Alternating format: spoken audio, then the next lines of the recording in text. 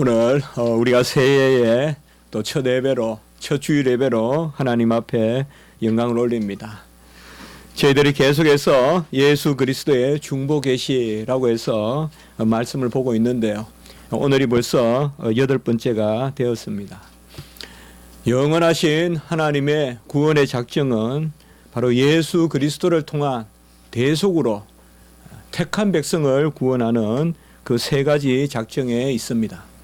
구속주를 예수로 정하시고 구속 방식을 대속의 방식으로, 그래서 우리의 자리까지 오시고 우리를 위하여 죽으시고 또 이제 영으로 우리 안에 들어오시는 그런 대속의 방식으로, 그리고 구속 백성을 정하시되 제한적으로 속죄하시는데 오직 택한 백성을 주님께서 만세전에 정하셔서 구원하시는 이런 일들이 일어나는 것입니다.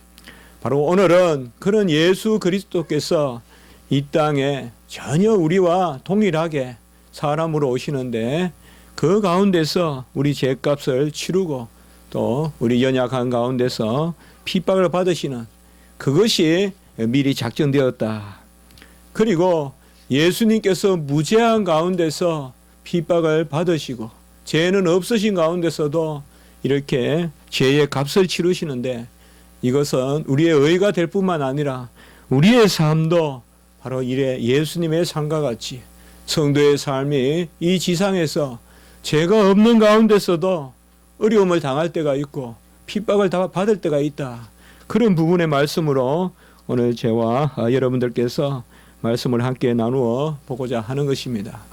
사람은 죄를 지었되 하나님을 향하여서 죄를 지었기 때문에 하나님의 말씀을 불순종하고 그리하여 하나님의 존영을 해쳤습니다.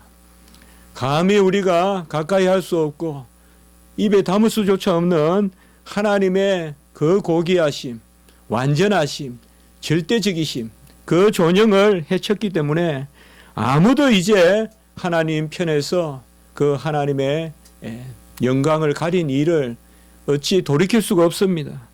오직 하나님 자신이 그 일을 행하실 수 있습니다.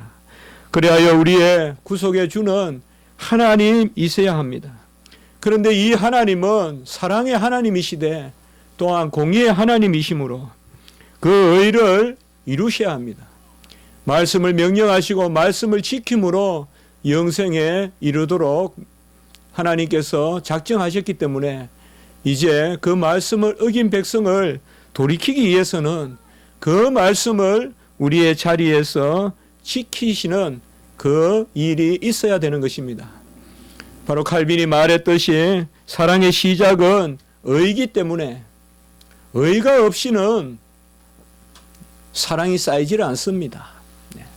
아무리 눈이 내려도 그냥 녹아버리듯이, 그러나 의가 있으면 그 위에 사랑이 쌓이는데요. 바로 하나님께서는 그 의를 이루시게 하여 이 의는 사람의 순종에 있습니다. 하나님은 하나님의 순종을 요구하지 않았습니다. 사람의 순종을 통하여서 사람의 영광을 사람으로부터 영광을 받으시려고 사람을 지으셨기 때문에 그 하나님의 일은 하나님 자신이 화목해 하는 주가 되셔야 되고 사람으로서 화목해 하는 주가 되셔야 됩니다. 그리하여 하나님이시자 사람이신 이 땅에 오신 예수 그리스도께서 죄가 없으신 가운데 죄의 값을 다 치르셔서 이제 우리의 큰 대제사장이 되었다. 14절에 그렇게 말씀하고 있습니다. 대제사장이면 대제사장이지 큰 대제사장이다. 이것은 다름이 아니라 어디 더 높아서 큰 대제사장이 아니라 자기 자신을 제물로 주신 멜기세덱의 반차로 왕제사장, 제사장 왕이시되 멜기세덱보다 더한 것은, 더 큰 것은 바로 그분이 자기 자신을 제물로 주셨기 때문에 자기 자신을 제물로 주신 제사장으로서 우리에게 왕이 되셨기 때문에 같이 합니다. 드리심이 제사장이요 주심이 왕이다. 자기 자신을 십자가에서 드리심으로 제사장이 되시고 이제 부활 성천하셔서 영으로 자기 자신을 우리에게 주심으로 다스리신다 이 말이에요. 왕이 되신다. 다스림은 지배하는 것이 아니라 자기 자신을 주시는 것입니다. 그래하여 주님께서는 이 땅에 오시되 단지 죄인으로 오셨으면 우리의 모범에 불과합니다. 모든 인류는 죄 가운데 태어나고 그것을 조금 극복하면 우리는 위인이라 부르고 그런 사람들을 모범을 삼고 살아갑니다. 그러나 주님은 단지 모범으로 오신 것이 아닙니다. 주님이 모범으로만 오셨다면 주님은 먼저 자기 자신의 죄부터 해결했어야 될 것입니다. 주님은 오늘 15절에 보면 모든 일에 우리와 한결 같으시되 시험을 받으셨으되 죄가 없으셨습니다. 죄가 없으신 분으로 우리에게 오셔서 죄의 값을 치르셨기 때문에 주님은 모범이시기 전에 우리의 의가 되십니다. 그래서 주님을 단지 모범으로만 삼는 그런 율법주의적 신앙생활은 합당하지 않습니다. 주님은 우리에게 다 주시고 그 가운데서 자기 자신을 따르라고 그렇게 명령하신 것입니다.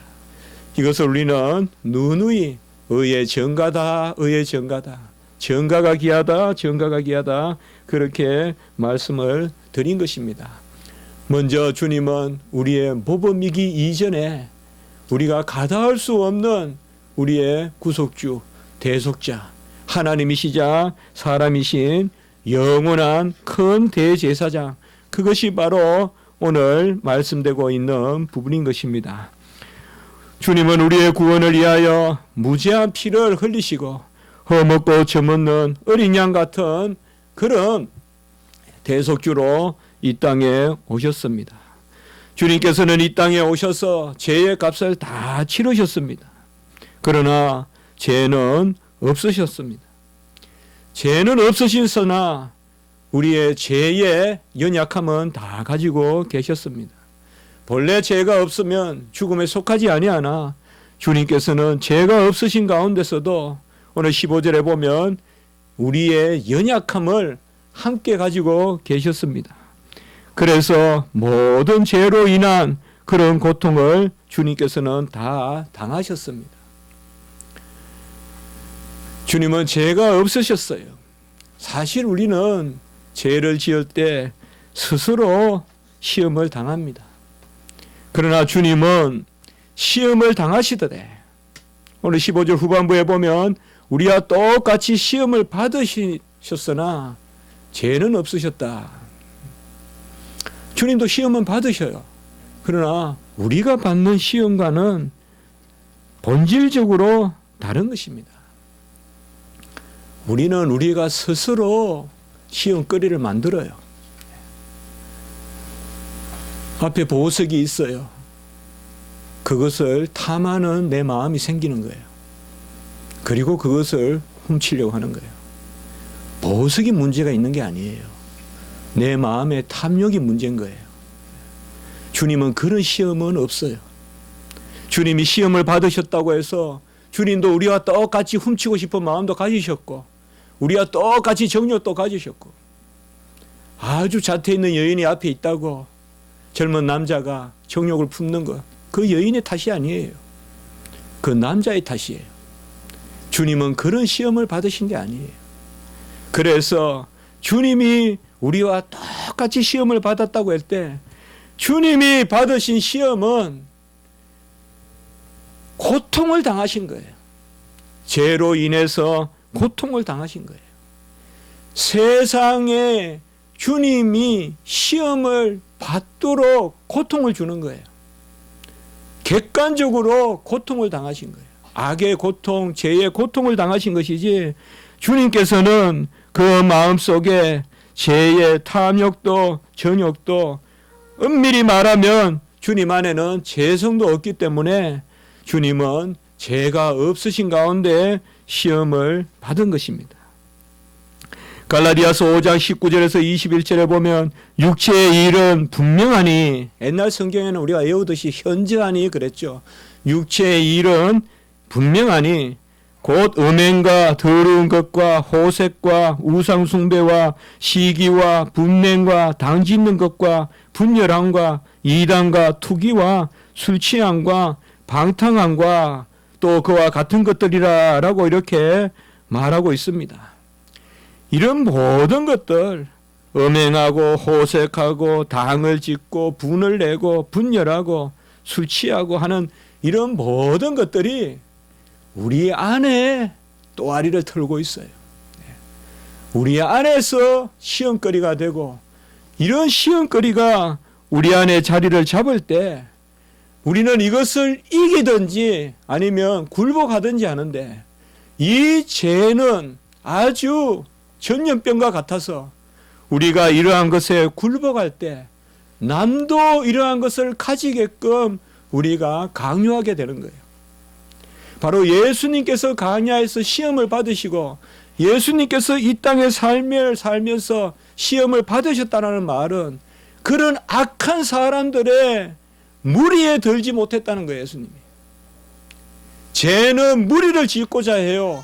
당을 짓고자 해요. 내 편을 만들고자 해요.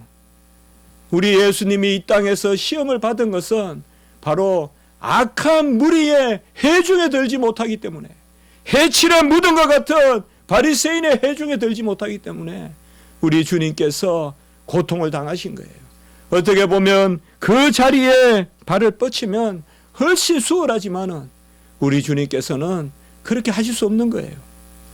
주님이 당하신 바로 시험은 고통이에요. 객관적인 시험인데 그것은 다른 것이 아니라 바로 죄와 동류를 삼고자 하는 마귀 사탄의 계계예요. 마귀 사탄은 광야에서 시험할 때부터 아주 엄중하게 음식을 들어서 명예를 들어서 세상의 건설을 들어서 예수 그리스도를 자기의 편으로 만들려고 예수 그리스도를 시험했던 것이에요. 온갖 음란한 마음을 품고 더러운 곳에 발을 들이고 하나님의 말씀이 아니라 엉뚱한 곳에 중심을 두고 해칠한 무덤과 같이 스스로 속이고 다른 사람을 미혹하고 자기의 부족을 감추려고 시기하고 분내고 그것이 안 되면 당을 짓고 그것도 안 되면 이단의 몸을 잠고 그것도 안 되면 아예 자기 자신을 부정하는, 잊어버리려고 하는, 술이 취하는 모습, 이런 것이 바로 죄의 현상이에요. 이 땅은 이러한 죄의 현상들이 있어요. 죄는 달콤함을 이용하지만은 끝은 사망이에요. 죄는 끊임없이 전염병과 같이 무리를 만들려고 해요. 동류를 만들려고 해요. 그리고 그 동류에 속하지 못할 때 끝내는 십자가에 죽여버리려고 하는 거예요. 예수님이 이 땅에 오셔서 십자가에 죽으심은 우리가 어떻게 보면 영적으로 보면 예수님은 죄와 하나 될 수 없기 때문에 그런 거예요. 죄가 없으신 분으로 이 땅에 오셔서 죄값을 치른다는 것은 바로 예수님께서는 죄와 하나 될 수 없으면서 죄값을 치르는 유일한 길이 바로 죽음에 이르는 그 십자가인 것입니다. 세상은 우상으로 우리 주님을 꾀고 그리고 세상은 음란과 방탕으로 우리 주님을 꾀었습니다. 어떻게 보면 주님의 길이 넓은 길이었다면 주님은 세상을 짝하고 우상을 섬기고 음란을 같이 했을 것입니다. 그러나 주님은 그것을 멀리했습니다. 오히려 그들은 주님을 세리와 창기와 더불어 먹고 마신다고 음해까지 하였던 것입니다. 우리 주님이 이 땅에 오셔서 받으신 모든 시험은 다른 것이 아니라 세상 사람들이 스스로 시험 든 사람들이 스스로 자기의 음욕으로 탐욕으로 자기의 모든 정욕으로 자기 죄를 만든 사람들이 그 동류에 속하기를 바랐을 때 그것을 거부했기 때문에 안나스와 가야바가 바리새인과 서기관들이 사두개인들이 온갖 형식주의와 온갖 하나님을 멀리하는 그런 외식주의에 사로잡혀 있었던 사람들이 주님과 함께 주님이 왜 그 자리에 서지 않느냐고 그 주님께 비박을 한 것, 그것이 바로 우리 주님이 당하신 시험인 것입니다. 우리는 사실 스스로 걸려 넘어집니다. 시편 57편 6절에 보면 우리는 우리가 판 웅덩이에 스스로 빠져버리는, 이것이 바로 이 세상에서 살아가는 우리의 시험인 것입니다. 주님께서 이 땅에 오신 것은 하나님의 자녀가 무죄한 가운데서도 당할 고통을 보여주십니다. 우리 십자가 지기 교회는 주님을 바라보고 십자가를 진다고 하는데, 십자가를 지는 것이 뭘까요? 이것은 곧 주님과 같은 고통에 동참하는 것입니다. 주님의 고통을 나눌 수는 없습니다. 그러나 주님과 함께 자녀된 자로 주와 함께 길 가는 것은 바로 주님께서 이 땅에서 사셨던 모습을 우리에게 보여주는 것입니다. 끝없는 죄의 유혹, 끝없는 다수의 유혹, 끝없는 시류의 유혹, 끝없는 세상을 살아가는 평범하다는 그런 유혹, 다 그렇게 사는데 왜 하필 그렇게 행합니까 하는 그런 유혹들. 어떻게 보면 주님께서 무죄한 가운데서 시험 받으신 것과 같이 우리도 주님과 같이 죄가 없는 가운데 시험이 있는 것입니다. 세상은 마지막에 우리를 멀리할 때 그것은 다른 것이 아니라 우리가 죄와 짜가지 않을 때 세상은 우리를 내치고 끝내는 우리를 십자가에 못 박으려고 하는 것입니다. 그래서 결국은 죄의 길이냐 의의 길이냐, 그의 죄의 길은 잠시 흥황한들 하지만은 겨와 같고 의인의 길은 지금 없는 듯하고 이 겨울의 나무와 같이 나목과 같이 죽어 있는 듯 하지만은 시절을 쫓아 가시를 맺는, 오늘 16절에 보면 때를 따라 돕는 은혜를 얻기 위하여, 때를 따라 돕는 은혜가 있단 말이에요. 우리는 내 정서에 맞지 아니하면 은혜가 없다고 생각해. 비가 내리면 감기 든 사람은 춥다고 여겨요. 그러나 농부에게는 그 비가 생명의 물이에요. 내가 감기 들어 한가히 길을 거닐고 있는 사람이 지금 내리는 비를 추운 비다, 쓰라린 비다라고 평가한다고 되겠어요? 농부는 그 비가 단비예요. 내 정서가 동하지 않는다고 하나님의 은혜가 없다 하면 안 돼요. 내 마음이 답답하다고 해서 사랑이 없다고 해서도 안 돼요. 전부 내 중심으로 모든 것을 바라봐서는 안 돼요. 하나님의 은혜가 넘쳐요. 내가 부족한 거예요. 하나님의 사랑이 넘쳐요. 내가 부족한 거예요. 예배의 은혜가 넘쳐요. 내 마음이 비틀어져 있는 거예요.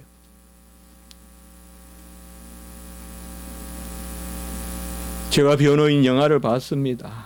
정말 모처럼 영화를 봤는데 다른 것은 다 뭐 알만한 이야기인데 국밥이 그렇게 맛있게 나오더라고요. 예? 국밥. 예? 여러분 20년 국밥집 하기가 쉽겠어요? 20년 국밥집에 가서 먹기가 쉽겠어요?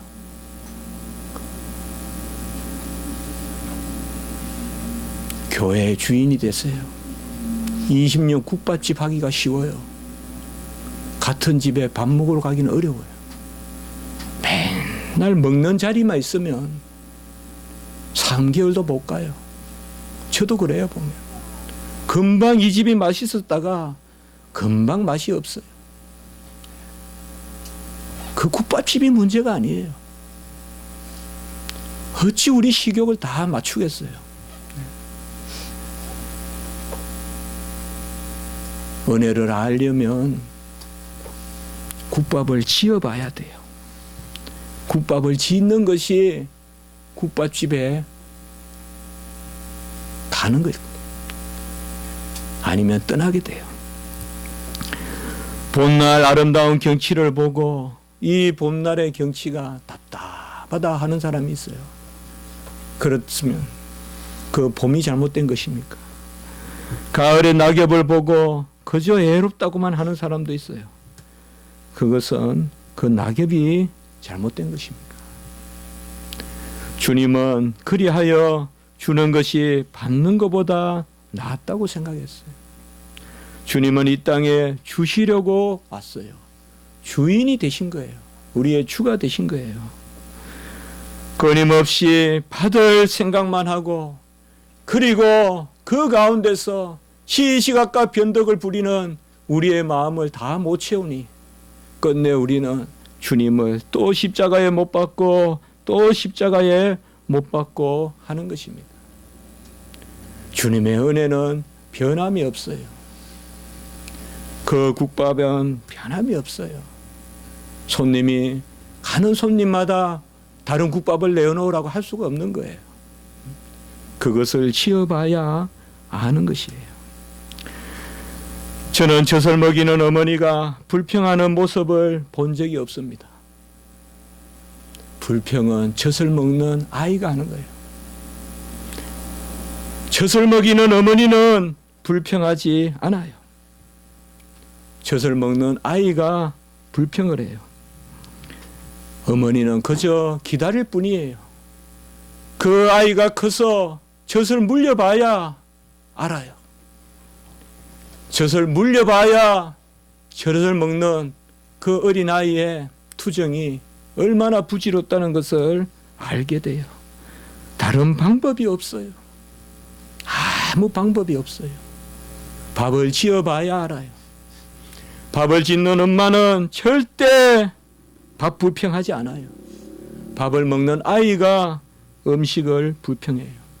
아침부터 새벽부터 일어나서 찬물에 손을 넣고 수도에 물을 자아서 거기에 찬물에 쌀을 씻고, 그리고 불을 지펴서 바깥에서 그 추위에서 부르튼 손을 가지고 밥을 지어서, 옛날에 얼마 또 부엌과 안방이 멀어요. 거기에 또 멀리 밥상을 들고 그 추운 데서 문을 열고 들어오는 그 밥을 아이는 불평해. 어머니가 그렇게 일찍 일어나서 그 밥을 지어서 주도 아이는 불평해. 어머니는 그 밥을 불평하지 않습니다. 우리는 교만하여 죄를 지었습니다. 인류는 교만하여 죄를 지었어요. 교만은 무지라고 했죠. 하나님을 하나님으로 알고 나를 나 자신으로, 하나님은 조물주요 나는 피조물로 알면 절대 교만하지 않아요. 바로 알면 교만하지 않아요. 교만은 바로 모르니까 생겨요. 그래서 무지예요. 그리고 가식이에요. 거짓이에요. 거짓이 없는 곳에 교만이 없어요. 진실한 곳에는 교만이 없어요. 진실하면 다 엎드러져 납작 앉아요. 거짓이니까 다 교만한 거예요. 내가 나된 것을 바로 모르니까 교만한 것이에요. 죄는 교만으로 말미암아 왔고, 이제 이 죄로 말미암아 이 세상의 모든 현상들은 바로 불평입니다.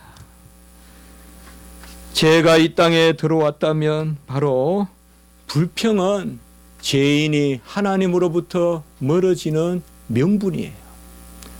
같이 합시다. 불평은 우리가 하나님으로부터 멀어지는 명분이다. 불평에는 진리가 없어요. 불평에는 생명이 없어요. 곧 빛이 아니에요. 빛은 진리의 빛이고 은혜와 진리가 충만하다 했잖아요. 그리고 빛은 생명이 있어요. 불평에는 아무 지식이 없어요. 불평하는 사람은 자기 스스로에게 먼저 물어봐야 돼요. 저도 불평이 많은 사람이에요. 물어봐야 돼요. 왜 불평하는지. 왜 불평하는지. 우리나라 말은 좋아서 죽겠다 이런 말도 있죠. 좋아도 불평하죠. 좋아서 죽겠다 이런 말도 있어요. 불평은 아무 지식이 없어요. 그리고 불평에는 생명이 없어요. 첫날 만날 불평해도 싹이 나지 않아요, 여러분. 불평의 반대말이 뭘까요? 많이 생각해 봤어요. 저는 이 말씀을 드리려고 불평을 이야기하는 거예요. 불평의 반대말은 회개예요. 회개는 먼저 바로 알아요. 그리고 회개는 생명이 있어요. 저는 불평과 회개가 옆방에 있다고 생각합니다. 불평하는 내 심령은 누구를 탓하려고 하지 말고 그 불평을 돌이켜야 돼요. 불평은 외부에서 주어지는 것이 아니에요. 그리하여 해결되는 것이 아니에요. 불평은 분명히 회개로 넘어서는 거예요. 회개는 불평과 차원이 틀린 거예요. 불평할 때 우리는 회개할 때인 거예요. 불평의 그 심령이 생길 때 그때가 우리는 회개할 때라는 거 아셔야 돼요. 바로 알아야 되고 그리고 생명의 일로 우리가 나아가야 되는 것입니다. 말세에 고통당하는 때가 있다고 하는데 이 고통이 뭡니까? 말세에 우리가 당하는 고통은 끊임없는 예수님이 당하셨던 고통과 같이 죄가 없으신 가운데서도 시험을 받는 고통이 있습니다. 여러분, 우리가 경건하게 잘 살아가요. 잘 살아가려고 할 때 사람들이 나를 시험 들게 할 수 있어요. 유혹할 수 있어요. 거친 번지를 하지만은 달콤하지만은 결국은 마지막은 죄의 길로 나를 이끌어 갈 수가 있어요. 그래서 말세에 고통하는데 디모데후서 3장 1절에서 5절에 보면 그 5절 마지막에 보면 경건의 모양은 있으나 경건의 능력은 없는 그것이 바로 말세에 우리가 당하는 고통이라고 했어요. 여러분, 모양에 속지 마세요. 능력에 속하세요. 달리 말하면 모양을 이기세요. 능력을 붙드세요. 모양과 동료가 되지 마시고 모양과 한자리에 서지 마십시오. 모양은 판단하는 것이고 능력은 회개하는 것입니다. 회개하라, 천국이 가까웠다. 이 회개는 생명에 이르게 하는 회개인 것입니다. 우리가 올 한 해의 삶을 생각할 때 먼저 연초부터 들리는 혼탁한 소문들 많이 있습니다. 우리는 어떤 나라보다 또 세계적으로 지리적으로 여건적으로 누구를 미워하는 지금 나라의 구조 가운데 있습니다. 북한과 남한은 이렇게 동족이 미워하는 나라가 없습니다. 누가 잘 됐건 못 됐건 그런 걸 따지기 이전에 북은 남을 미워하고 남은 북을 미워합니다. 이런 미움이 우리 가운데 가득 들어 있습니다. 우리는 이러한 어려운 시대에 살고 있습니다. 먹구름과 같이 어떻게 보면 판단하게 하고 모든 일에 대해서 판단을 하지 않고는 살 수가 없는 것이 바로 우리나라라고 볼 수가 있어요. 저도 유학 가서 미국서, 영국서, 제네바서 공부해 봤습니다. 어떻게 보면 그때가 도피처인 것은 판단을 하지 않았던 것 같아요. 그저 방에 문을 열어놓고 열심히 공부하면 되는 그런 삶이었던 것 같아요. 물론 거기에도 제가 깊이 들어가지 않아서 그렇지 왜 판단이 없겠습니까? 얼마나 우리나라보다 더 많은 암살도 있고 하는 게 선진국입니까? 그럼에도 불구하고 제가 한국에 왔을 때는 이러한 내가 내 자신만 하나님 앞에서 가꾸어서는 살기 어려운 그런 것이 교회 안에도 있고 그런 것을 느꼈습니다. 내가 그런 것을 당한다면 나도 누군가를 또 그렇게 해치고 있겠죠. 그러니까 서로가 서로를 해치는 내가 어찌 옳겠습니까? 또 상대만 어떻게 다 그러겠습니까? 이러한 것들이 우리 안에 많이 있습니다. 그러니 뭔가 교회 안에서 보면 이런 것들이 너무 지나쳐서 무기력해 버리는 것입니다. 잘하고 싶은 마음도 없어지고 결국은 그저 시시하고 피해 다니는 것입니다. 이러니 교회가 점점 능력을 잃어갑니다. 하려고 하는 사람도 없고 피하는 사람도 없고 그저 무색무취한 그런 교회로 능력이 없는 교회로 가고 마는 것입니다. 어떻게 보면 지극히 작은 일일 것 같지만은 오늘 말씀에 우리가 믿는 도리라고 14절에 말씀을 했는데 우리가 믿는 도리가 뭘까요? 여러 가지 있죠. 복음도 있고 또 주님의 그런 교리도 있고, 그러나 저는 오늘 한 해를 시작하면서 특별히 우리 주님께서 이 땅에 오신 그 모습을 기억하면서 우리가 믿는 도리는 무엇이냐? 바로 진리 가운데 생명의 일에 힘쓰자는 것이에요. 같이 합니다. 진리 가운데 생명의 일에 힘쓰자. 우리는 큰 능력이 있어요. 힘이 있어요. 로켓만 화성까지 가는 게 아니에요. 우리의 영적인 힘은 화성이 아니라 천왕성, 명왕성, 저 별 끝까지 가요. 그게 하나님이 우리 인간을 지으신 거예요. 우리의 영적인 능력, 구령의 능력, 사람을 살리는 힘, 이런 것들이 뭔가 다른 것으로 말미암아 짓눌려 있어서는 안 돼요. 우리는 하나님을 위해서 살려고 하는 사람들을 격려해 줘야 돼요. 그가 비록 약하다고 하더라도 격려해야 돼요. 우리 십자가 지기 교회는 그런 교회가 돼야 돼요. 진리 가운데 생명의 힘이 있고 부족하면 회개해야 돼요. 어떤 불평이라거나 어떤 지식에 근거하지 않은 그러한 쫙 깔려있는 그러한 짙은 안개와 같고 짙은 구름과 같은 것은 걷어내야 돼요. 하나님이 영롱한 우리를 들어서 사용하면 얼마나 우리가 예비된 발이 되고 아름다운 종이 되는지는 몰라요. 막대기도 잘 다듬어 있으면 지팡이가 되는 거예요. 그 지팡이를 통하여서 하나님께서 얼마나 많은 모세의 기적을 일으켰습니까? 우리가 다 그런 능력이 있는 사람들이에요. 그런데 이러한 일들로 우리가 넘어진단 말이에요. 우리가 한 해의 삶을 살 때 이렇게 우리가 마음을 가졌으면 좋겠어요. 진리 가운데 생명에 속한 일을 한다. 그리고 그 일로 내가 걸림이 있을 때는 하나님 앞에 불평하기 전에 회개한다. 왜 문목사는 불평과 회개를 옆방이라고 이야기할까? 감사하지 않는 마음은 이미 죄가 들어온 거예요, 여러분들. 불평은 어떤 경우든 회개해야 될 것이에요. 어떤 경우든 불평은 회개해야 될 것. 이유 있는 불평이라고 할지 몰라도 불평한 심령은 회개해야 될 것이에요. 그래서 제가 불평과 회개를 말씀하는 것입니다. 우리는 이 땅에 들어온 주님께서 이 땅에 오신 것이 이러한 모습을 보여주시는 것입니다. 우리 주님은 불평하신 적이 없어요. 우리 주님은 끝을 향하여 생명의 길을 가신 거예요. 항상 진리를 말씀하시고 생명에 속한 일을 행한 것입니다. 매일 아침 저녁 만나와 메추라기를 보내주시고, 바다가 있으면 바다를 갈라주시고, 요단에 물을 세워주시고, 여리고를 무너뜨려 주시고, 그 큰 기적을 행해도 사람들은 또 불평합니다.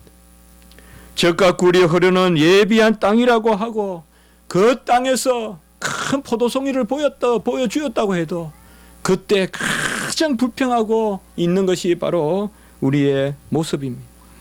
모세가 하나님의 율법을 받으려고 올라갔을 때 아론과 함께 불평하면서 금송아지를 만든 것이 바로 다른 사람이 아니라 하나님의 백성이라고 자처하는 이스라엘의 사람이었습니다.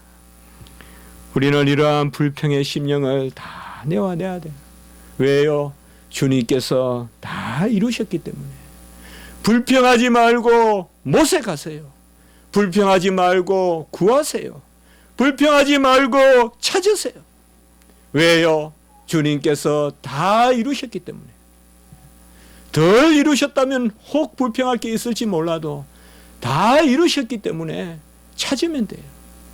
같이 합니다. 믿음의 눈으로 본 것을 기도로 캐내자. 믿음의 눈으로 본 보화를 기도로 캐내자. 믿음으로 다 주신 하나님의 은혜를 기도로 캐내면 돼요. 무슨 불평을 할 시간이 있어요. 근거도 없고 이유도 없고 지식도 없고 생명도 없는 그러한 일에 속해 있지 마십시오. 주님은 이 땅에 오셔서 영혼을 치유해 주셨고, 주님은 이 땅에 오셔서 육체를 낫게 하셨고, 주님은 이 땅에 오셔서 오병이어의 기적을 다 행하셨어요. 주님이 주신 것은 다 주신 거예요. 이스라엘 백성에게 다 주신 것이에요. 그러나 그들은 또 다른 것을 요구해요. 주님이 주신 외의 것은 다 불평이에요. 잘못된 것이에요. 결국 그들은 주님이 주신 것 외의 것을 요구하고, 주님은 그것을 주시지 않습니다. 주님은 다 주시지만은 주실 것만 주시는 것입니다. 교회는 다 주지만은 주실 것만 주시는 거예요. 하나님이 주신 것만 주는 것입니다. 교회는 세상의 것을 주는 것이 아닙니다. 아마 세상에서 100사람을 불러놓고 말하면 아홉 사람은 다 가룟 유다가 맞다고 할 것입니다. 왜 향유를 깨뜨려서 허비하느냐? 왜 그것을 예수님께 붓느냐? 그것을 가난한 사람에게, 그 값으로 가난한 사람을 도왔으면 훨씬 좋지 않았겠냐? 세상은 이렇게 말합니다. 그리고 심지어 성경에 보면 이 말로 가룟 유다는 여자를 괴롭게 했습니다. 주의 일을 하려고 하는 사람을 세상의 논리로 괴롭게까지 한다 이 말이에요. 주님 앞에 향유를 붓는데 이것을 왜 허비하느냐? 그 여자를 괴롭게까지 했어요. 이게 우리가 살고 있는 영적인 세상, 그리고 세속적인 세상이에요. 우리가 주의 일을 하려고 할 때 세상의 노법을 가지고 괴롭게까지 한단 말이에요. 세상은 이렇게 한다, 세상은 이렇게 한다. 100사람이면 99사람은 다 가룟 유다가 맞다 할 것이지만, 우리 주님께서는 그가 내게 좋은 일을 하였느니라 라고 이렇게 말씀했습니다. 우리는 불평의 입술을 제하고 이 세상에서 적극적으로 하나님의 일을 하는 그런 한 해가 되었으면 좋겠어요. 뭔가 부족하고 없지만은, 그러나 내가 하나님 앞에 좋은 태도를 가졌을 때 하나님은 우리를 쓰실 것입니다. 누구든지 다윗은 아닙니다. 그러나 다윗이 따로 있는 것도 아닙니다. 내가 다윗이 될 수 있습니다. 어느 날 하나님은 나에게 사무엘을 보내셔서 기름을 부으실 수 있다 이 말이에요. 우리가 작은 자리에서 그 일을 하세요, 여러분.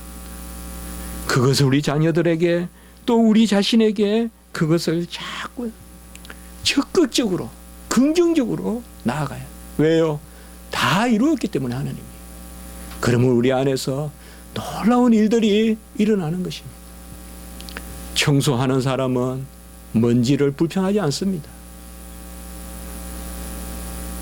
청소할 때 바깥에 있던 분이 문을 열고 들어오면 왜 먼지가 날리지라고 합니다. 청소를 하려면 먼지가 나를 수밖에 없죠. 철로 역정에 나오는 이야기입니다. 청소를 하려면 먼지가 날리죠. 청소하는 사람은 알아요. 주의 일을 하려면 간혹은 분잡스러워요. 주의 일을 하려면 발 디딜 틈도 없어요. 번잡스러워요. 그러나 그것을 그저 뒷짐지고 바라만 보면 불평이 나오는 거예요. 왜 먼지가 이렇지? 왜 먼지를 일으키지? 먼지가 없이 어떻게 청소합니까? 청소를 하려면 먼지를 내야죠. 우리의 연약함은 바로 여기에 있습니다. 여러 가지로 말씀드릴 수 있지만 특별히 우리의 연약함을 동정하지 못하실 리가 아니요. 15절에 우리의 연약함을 옛날 성경에는 체휼하지 못하실 분이 아니요. 우리의 연약함이 어디 있을까요? 하나님께서 우리를 동정하시는 그 부분이 어디일까요? 하나님은 우리의 죄를 동정하실까요? 아닙니다. 죄는 회개하라 하시고 죄는 버리라 하십니다. 하나님은 우리가 하나님의 말씀대로 살면서 고난당할 때 그때 우리를 동정하십니다. 긍휼히 여기는 자가 복이 있나니 긍휼히 여김을 받을 것이며, 우리가 찬송도 드렸습니다.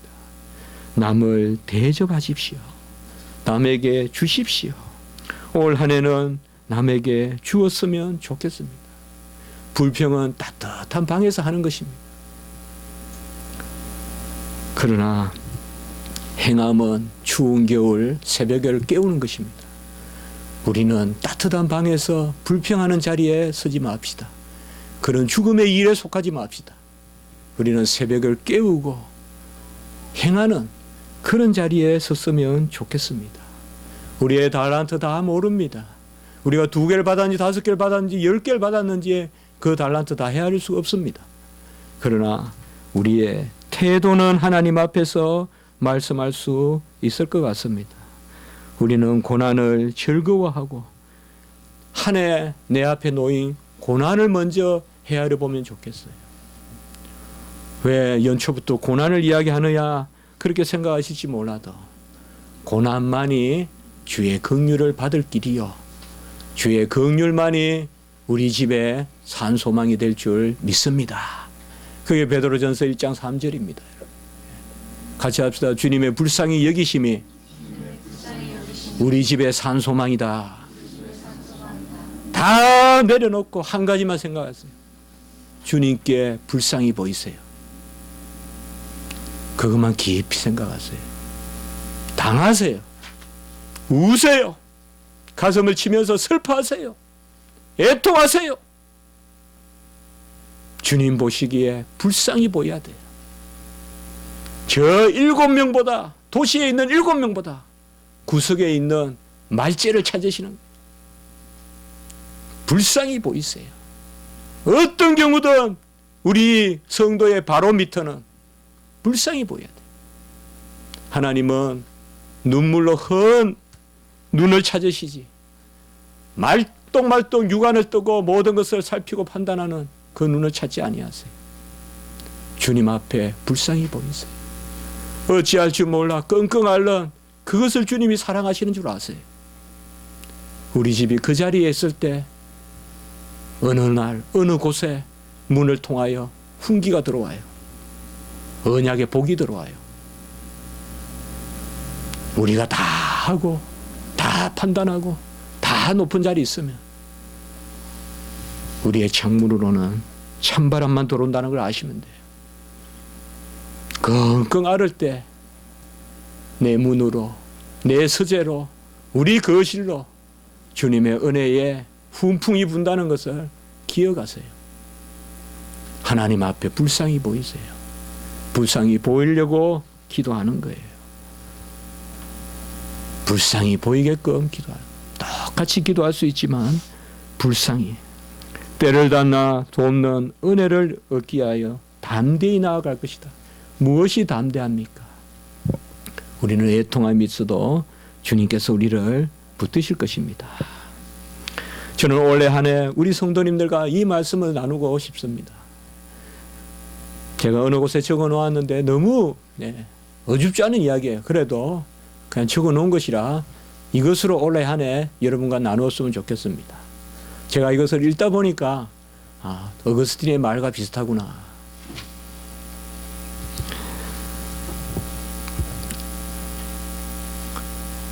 제가 올해 한 해 나누고 싶습니다. 같이 합시다. 의미 있는 일로서 어렵지 않은 일은 없다. 그러나 하나님 앞에서 어려운 일은 없다. 의미 있는 일로서 어렵지 않은 일은 없다. 그러나 하나님 앞에서 어려운 일은 없다. 기도드리겠습니다. 거룩하고 자비로우신 하나님 아버지, 주님께서 우리에게 보여주시고 드러내 주셨습니다. 어떤 일이든 고난 없이 어떻게 주님 앞에 서고 또 영화가 있겠습니까? 요셉도, 아브라함도, 다윗도, 모세도, 바울도 모든 주의 일꾼들이 고난 가운데 있었습니다. 고난을 기뻐한다 했고 마치 고난을 기다리고 고난을 영접하듯이 살았습니다.